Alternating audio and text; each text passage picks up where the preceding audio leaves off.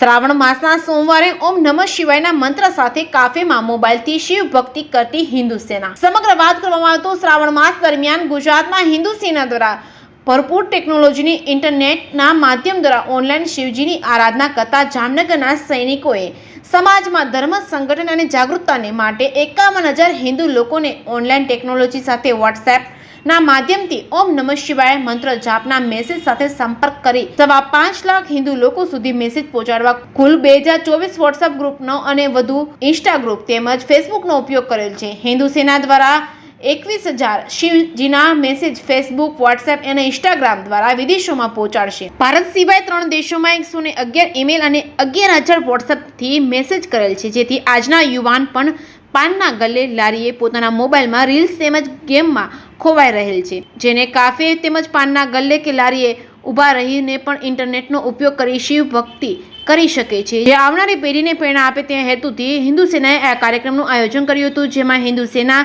જામનગર શહેરના મંત્રી મયુરભાઈ ચંદન તેમજ પૂર્ણકાલીન કિશનભાઈ નંદા, જયપાલસિંહ રાઠોડ, રોહિતભાઈ તેમજ હાર્દિકભાઈ ચુડાસમા, મંથનભાઈ તેમજ રોહિતભાઈ, રાજભાઈ તેમજ કુશાંતભાઈ સહિતનાઓએ ફ્રેન્ડ્સ એમ્પાયર કાફેમાં ગુજરાત પ્રમુખ પ્રતિક ભટ્ટની ખાસ ઉપસ્થિતિમાં કાર્યક્રમ યોજાયો હતો. ગુજરાતી સાથે હર્ષલ ખંડેરિયા, જામનગર. જય શ્રી રામ, જય શ્રી મહાકાલ. કિશન નંદા, હિન્દુ સેના પૂર્ણકાલીન. આજે શ્રાવણ માસ નિમિત્તે હિન્દુ સેના દ્વારા જામનગરમાં ફ્રેન્ડ્સ એમ્પાયર કેફેમાં હિન્દુ સેના અને યુવા પાક દ્વારા શિવજીની ઓનલાઈન આરાધનાનો કાર્યક્રમ કરવામાં આવેલ છે.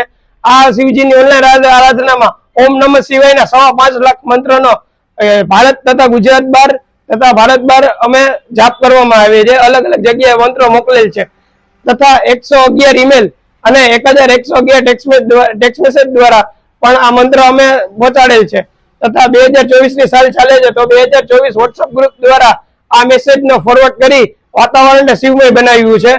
ભારત આજનો યુવાન જ્યારે પાનના ગલ્લે કેફે અલગ અલગ જગ્યાએ રીલ્સ જોઈ ગેમો રમી પોતાનો ટાઈમ વેસ્ટ કરે છે, ત્યારે હિન્દુ સેના દ્વારા આજના યુવાનને જગાડવા તથા આવતી પેઢીને પ્રેરણા આપવા માટે આ શિવજીની ઓનલાઈન આરાધનાનો કાર્યક્રમ રાખવામાં આવેલ છે. જય શ્રી રામ.